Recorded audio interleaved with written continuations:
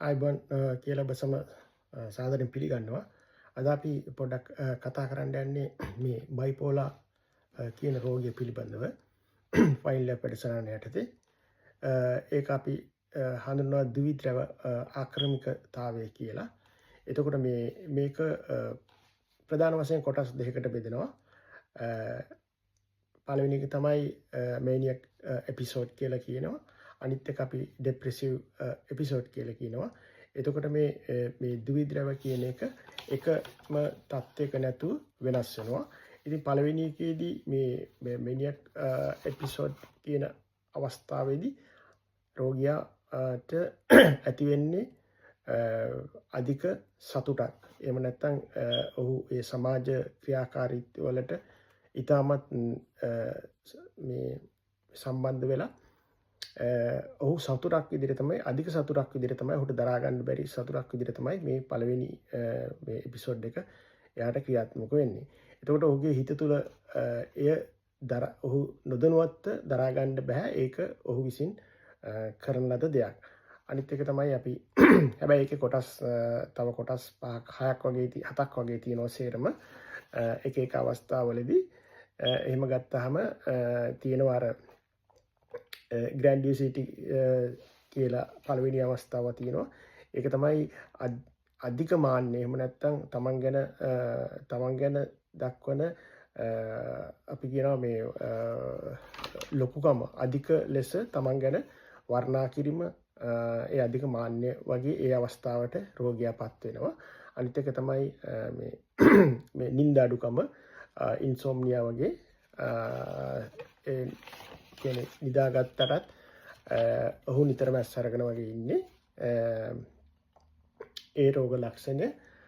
අනිත් එක තමයි අපි මේ තුන වශයෙන් ගත්තොත් අධික ලෙස කතා කරනවා. කතාවට ඉතාමත් රෝගියා දක්ෂයි. ඔහු විසින්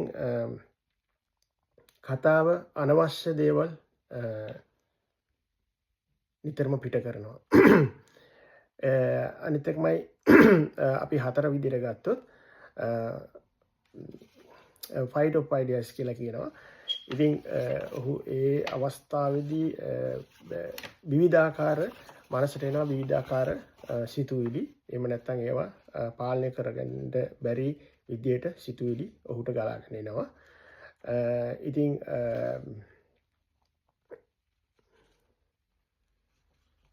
අනිත් එක තමයි අපි ගන්න පුළුවන්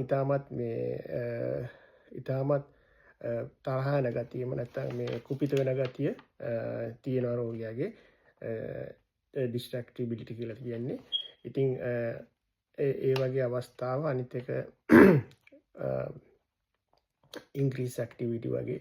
එහෙම නැත්නම් අධික ලෙස උනන්දු වෙනවා ඕනම දෙයක් කරන්න. පොඩි දෙයක් වුණත් උනන්දුවෙන්ම තමයි ඒක කරන්න උත්සාහ කරන්නේ.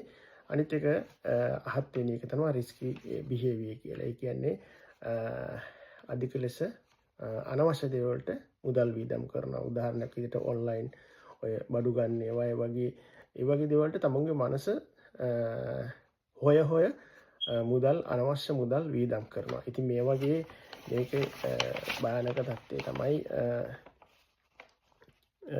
රෝගියාගේ දැන් ඒ වගේ දේවල් තමුන්ට ලැබුණ නැත්නම් සුසයිඩ් කරගැනීමේ එහෙම නැත්නම් ජීවිතය හානි කරගැනීමේ තත්ත්වයට පවා ඔහුපත් වෙන්න පුළුවන්.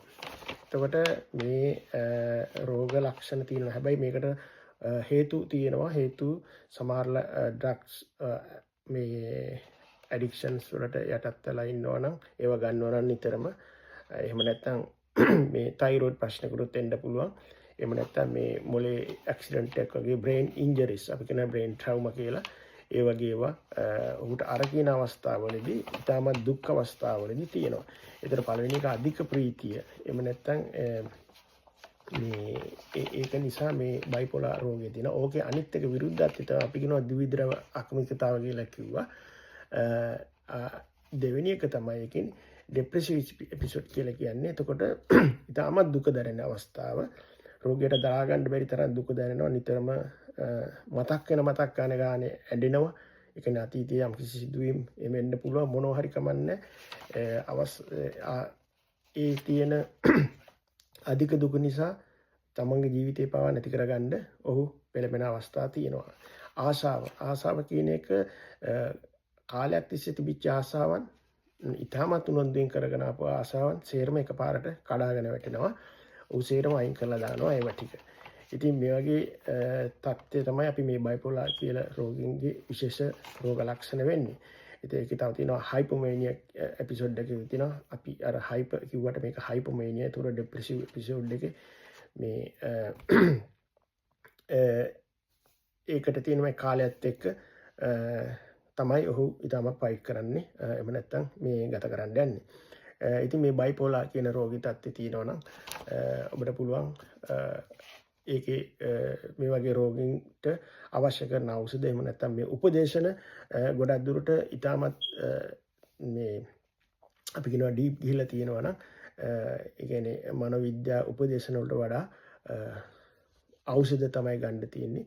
එතකොට ඒකට අවශ්‍ය කරන ඖෂධ එහෙම නැත්නම් විටමින් වර්ග ඒවා ගත්තට පස්සේ විශේෂයෙන්ම නැචරල් ඖෂධ තමයි ඒ වගේ රෝගීන්ට භාවිතා කරන්න ඉතාමත් සුදුසු වෙන්නේ. එහෙම නැත්නම් රෝගියා සැරෙන් සැරේ මේ තත්ත්වෙන් පීඩා විඳ ජීවිතේ ඔහු නොදැනුවත්ව ජීවිත කාලය ගත වෙවි යනවා.